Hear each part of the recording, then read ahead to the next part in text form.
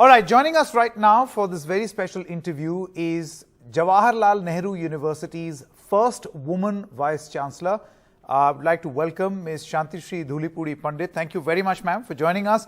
My first question, you're still hailed as the first woman Vice Chancellor, and yet your tweets in the past were dug up for reference. Would you admit that your ideological positions will always be seen as some sort of a liability in an institution like the Jawaharlal Nehru University? In other words, do you have an ideological baggage? Sanket, the tweets or the Twitter account was morphed. It was not my Twitter account. I had a Twitter account about 6 years back, which was called Chantishree 11. It was not Chantishree D. And whoever morphed it didn't know my exact identity. They didn't know that I was not from Maharashtra. I did not belong to where they thought I belonged. I am from the state of Tamil Nadu, as you know very well.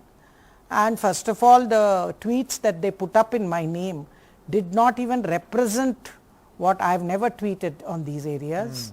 I am a product of convent education. So is my daughter also, and the largest number of people I helped in Pune University were nuns to get admissions, and the largest number of Muslim students also were under me.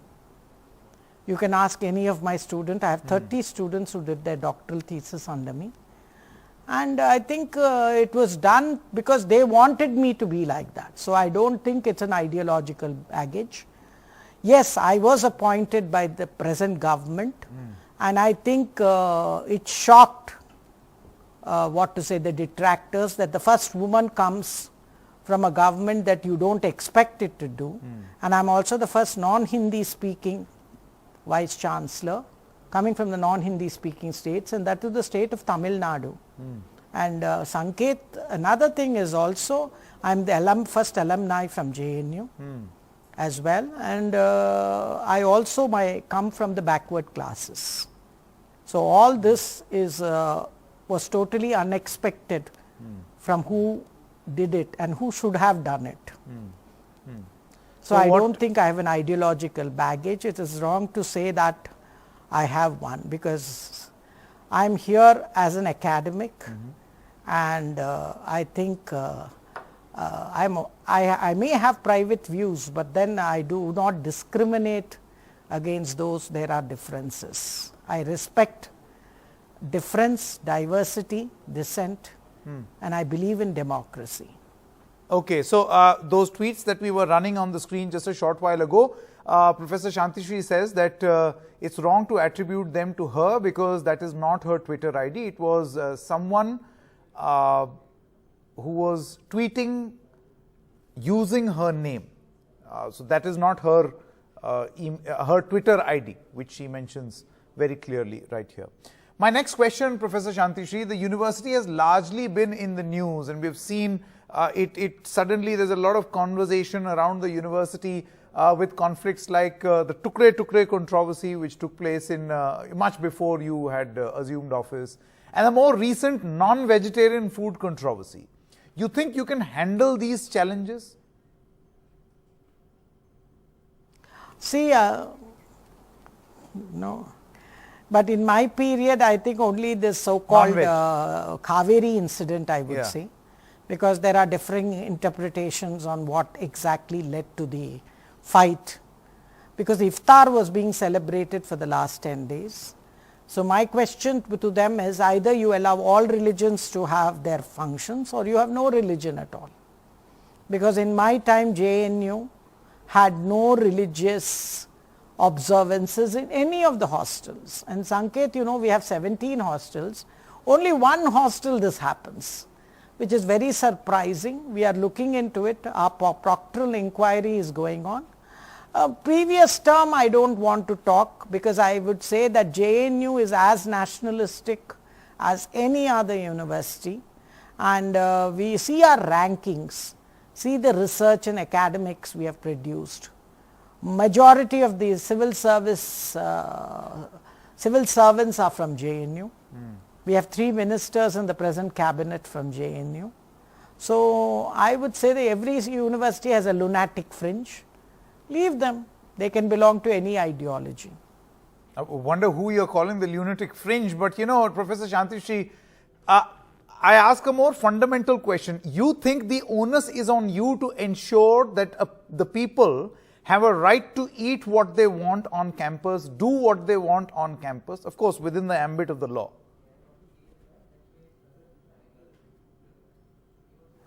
One, Sanket, the Vice Chancellor and the administration don't run the hostel messes. They are run by student committees and student mess secretary. I am for, there is no restriction of food. Eat what you want, wear what you want, look the way you want. We are the most democratic space in the country, and I respect that, because Sanket, I come from the south. I come from the state which does not accept what someone says is the only official language. So I love diversity, I love difference, I love dissent. So there is no food restriction on anybody, and I do not believe in identity politics. Okay. Okay. Let's now talk about the university itself, and I want to know from you what, according to you, is the university's biggest challenge. As an institute of excellence, I've read somewhere that you had spoken about lack of resources. Do you think that's a big challenge? Yeah. Sanket, I've been given a 130 crore deficit, but let me tell you that the government, last 15 years there has been no infrastructure development or maintenance. So because of that, the government has been very, I would say liberal to give us nearly 60 crores for repairs and maintenance of hostels and modernization of hostels. So that was a grant that was given because of the incidents we had in Sabarmati and others. And yes, infrastructure is a huge question mark when it comes to schools. We are looking at private philanthropy, as well as we don't have an alumni fund yet. So I have told the Alumni Association to create a fund like that of IITs, so that we can have a corpus from where the university can generate its own funds. Okay. Professor Santishree, it's 2022, and do you think we should actually be celebrating the fact that a premier university like the Jawaharlal Nehru University has got a woman Vice Chancellor only now? Is this a matter of celebration? You know why it didn't happen, because it came from the most unexpected quarters. But I think the very fact that I am there itself is a celebration. I enjoy being back to my own alma mater, and this is my university, and I wanted to, have the best and and change with the times, because when China can become a capitalist country, what is wrong if JNU goes in for private funding without any tags attached to it? Interesting. Professor Santishree, why do you think that JNU makes much more news for its politics instead of academics? And you think you'll be able to change this place? This place has given the country many union ministers. You yourself are from this institute. That's because I think you press are very generous to us. Come on. You like us a lot, you pamper us a lot. You are also shooting the messengers. And the lunatic fringe also gets to speak. This basically shows democracy. I would tell you, concentrate on the 90% where we are doing good work. We are in the first 10 in world rankings in subjects, especially languages, social sciences and international studies. The WS rankings that has come out, JNU is the only university, and I am very proud that our faculty and students are doing so well. Okay. Professor Santishree, do you think that you can influence change as far as JNUs? You're saying that there is a lunatic fringe everywhere, don't concentrate on them. But the point is, these are incidents happening in that university. So how can you not? Can you influence a change in the university and the perception of the university? Yes, because I think I am I'm trying to make an outreach both to media, to students and to faculty by saying that JNU is also in academics. Do concentrate on our academia like you do for IITs and others. Okay. My next question is related to the university, but a larger point that some professors of the JNU have made. Many have gone on record to say that under this regime, history syllabus is political, shoddy and inaccurate. My question to you, Professor Santishree, is history being distorted under this regime? Basically, Sanket, history means his story. I wanted to make it into her story. So naturally, when the hunter writes his history, it's from his viewpoint. It is only when the hunted talk. See, for example, I come from Tamil Nadu, Sanket. There is no history on Rajendra Chola. Cholas ruled for 2000 years. We were a seafaring community. We conquered the Indo-Pacific, even defeated China. Are we there anywhere there? So it happens. So it depends. We just want the gaps to be filled. I am not a historian, so I would not comment into that, but history basically is always the biased account of the victor. Okay. You know, I was meaning to ask you this, Professor Santishree. There are some students of the JNU who have been particularly famous, and if you speak to a certain set of people, particularly infamous. What is your view about students like Kanhaiya Kumar and Umar Khalid? Would you call them good products of the JNU? See, some of them may have gone to the extreme, and this is because in JNU you have unlimited freedom. See, that is something I always say. JNU creates two delusions, and students should take it as a temporary part of their life. One is that freedom is without responsibility. You talk what you want, you do what you want, you have no repercussions. All you yourself know, Sanket, in the outside world, it's not that way. And the second, that everything is free. 10 rupees you pay for hostel, 20 rupees you pay for tuition fee. Is it possible anywhere in the country? And many of them come from well-to-do families, come from private universities where they've paid 6 lakhs as fees, and they are the leaders of this. I think that delusion is all right. For 5 years, have it, enjoy it, go out, but go out and be realistic, because the real world, you don't get a free meal. Okay. Okay. I think without taking their name, you're trying to give out the same message perhaps that many people have attributed to these two student leaders. But let's now talk about issues that I'm sure you also watch on TV. The Gyanvapi Masjid, Mathura case, the Taj Mahal case. I want to ask you a more fundamental question, Professor Santishree. What is your view on constantly digging up the past? How far back will we go to dig up the past? And don't you think that there is a political undertone to the manner in which this is being done? What's your view? See, basically, I would say, we are a civilization state, Sanket. We are not saying that, history is very important, and I think factual history is even more important. So, I would give you E.H. Carr's dictum. Facts are sacred, interpretations can vary. Unfortunately for us, interpretations are sacred and facts vary. So it's important that we get our facts right, because any country or any civilization, if it wants to move ahead, it has to reconcile itself with its past. Okay, but again, who decides what is history, what is fact, and what is an opinion on that fact?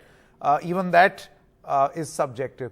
Another contemporary issue which has a lot to do with your university, Professor Santishree, and that is cases of sedition.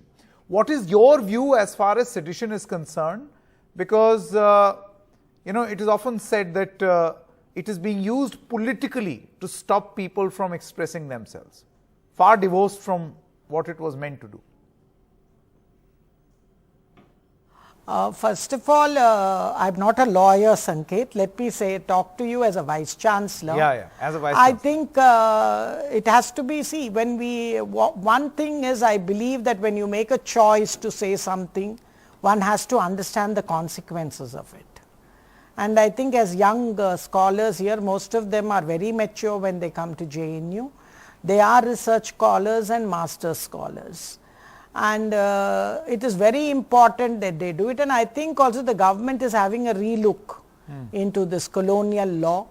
And I think we will have to, in certain ways, look into it from a more modern, diverse perspective as well. So I would also think that it depends on how jurists will look upon it for reform and also change, or at the same time.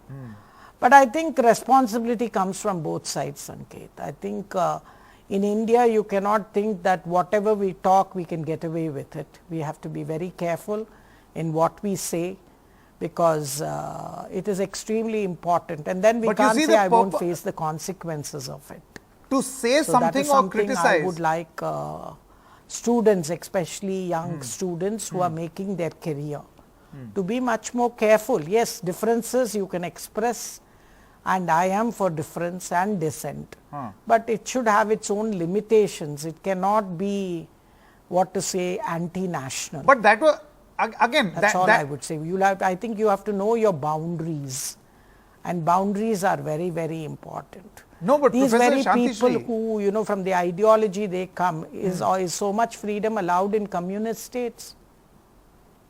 China, or even Russia, if you still call it one. So I think we should know democracy brings in responsibility, and responsibility is very, very important. While I may agree partially with what you are saying, but that is no justification for a sedition law. I am just trying to say, and sedition was never to contain free speech. Its purpose was very different. But I think I heard you say that there has to be a review. Do you think that this colonial law must go, Professor Santishree? I think, Kali, it should be reviewed. Don't throw the baby with the bathwater out. Keep the things that are relevant to the present realities, and those that are not relevant to present realities must be reformed. Okay, last two questions, Professor Santishree. In the context of JNU, as you have also mentioned in your this interview, that there are some students who are left-leaning. Do you think that this is a general impression?